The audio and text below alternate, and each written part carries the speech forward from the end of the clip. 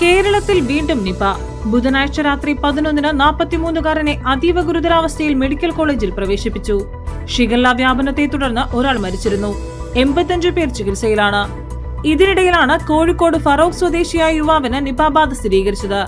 ഇതോടെ Kozhikode medical college ആശുപത്രിയിലും പരിസര പ്രദേശങ്ങളിലും അതീവ ജാഗ്രതയും കർശന നിയന്ത്രണങ്ങളും ഏർപ്പെടുത്തി.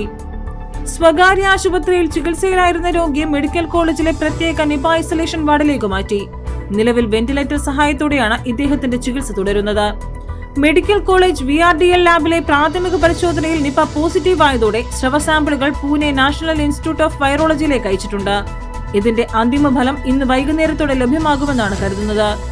രോഗബാധിതൻ ഒരാഴ്ചയായി കടുത്ത പനിയെ തുടർന്ന് കോഴിക്കോട്ടെ വിവിധ സ്വകാര്യ ആശുപത്രികൾ, OP വിഭാഗങ്ങൾ, ഒരു ഡി അഡിക്ഷൻ സെന്റർ എന്നിവ സന്ദർശിക്കുകയും MRI സ്കാനിങ്ങിന് വിധേയനാവുകയും ചെയ്തിരുന്നു.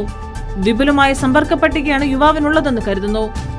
വിശദമായ റൂട്ട് മാപ്പ് തയ്യാറാക്കാനും പ്രാഥമിക സമ്പർക്ക പട്ടികയിലുള്ളവരെ കണ്ടെത്താനുമുള്ള ഊർജിത ശ്രമം ആരോഗ്യവകുപ്പ് ആരംഭിച്ചു.